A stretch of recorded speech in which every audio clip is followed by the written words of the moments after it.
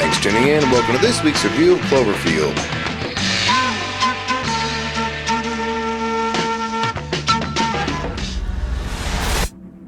Showtime.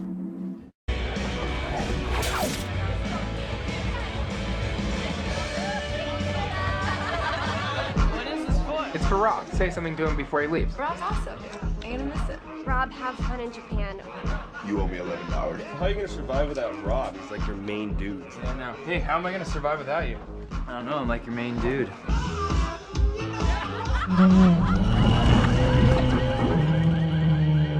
was that noise? He sounded like an animal. Yeah, just everything. Phone calls are pouring into the New York One newsroom as a thunderous roaring sound. Do you see something on the roof?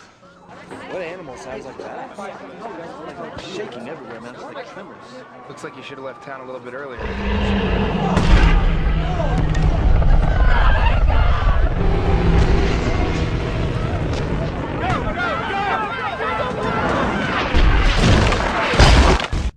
This was easily one of the best marketed films in a long time. You're going to hear this film mentioned a lot along with the Blair Witch Project. And I think we all got the idea from the trailer that this movie is supposed to be shot like it was truly filmed by a handheld camcorder, with all the shakes and wobbles that comes from someone just sitting there holding a camera and pointing it all over the place. And that's fine for a trailer for a movie, but not for a full-length feature film. You need to have a break from all the motion and have a decent amount of it filmed somewhat steady, with as little wobble or shake as possible, to allow you to focus on the scene.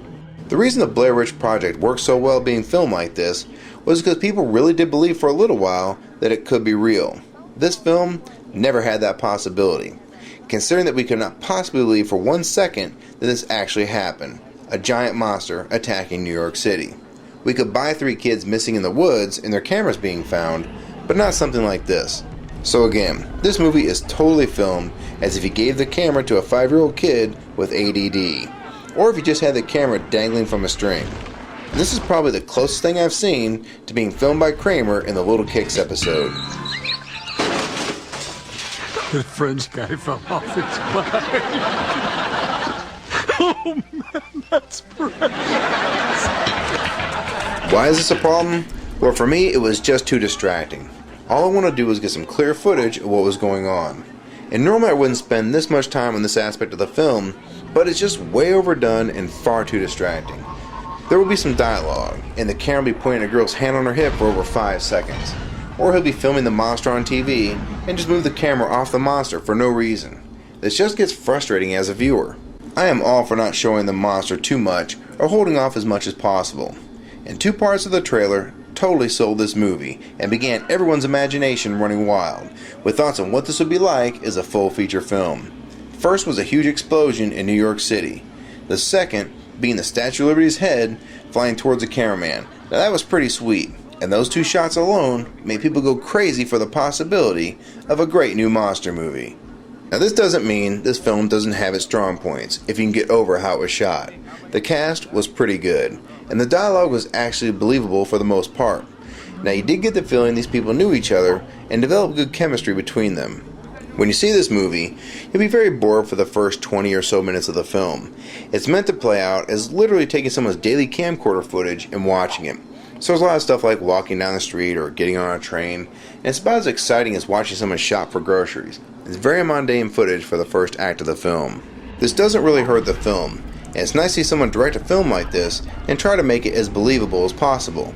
And this film does a good job of capturing an event on a camcorder along with all the previous events leading up to it. So as far as that aspect goes, it is done very well.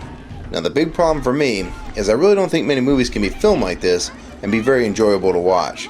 This would be like watching a movie that was filmed in almost total darkness and you couldn't make anything out and you felt like you were listening to just the audio only. It'd be okay for a few minutes, but not for a full hour and a half. The ending was decent, and I pretty much knew how it was going to play out within the first 40 minutes or so. And I don't think anyone will be totally shocked with how this ends, but it was executed pretty well. Overall, this was a decent attempt at something rarely done, but at the same time, there's a reason for this. It doesn't work well for a feature film. There is one almost absolute rule in movies. The book is always better than the movie. Well, with Cloverfield, the trailer was better than the movie. Some films you can watch multiple times, this is not one of them. While the film does succeed in creating the impression this did happen and was captured by the worst camcorder operator ever, but at the same time, I want to get more in the story and what was happening. And the way this was filmed hurt the movie, not helped it. For my overall rating, I give Cloverfield 3.5 stars.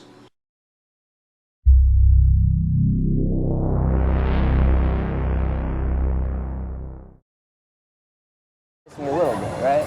Oh, yeah, we'll see. Okay. Yeah. All right. We're almost out of tape. We got like 3 seconds left.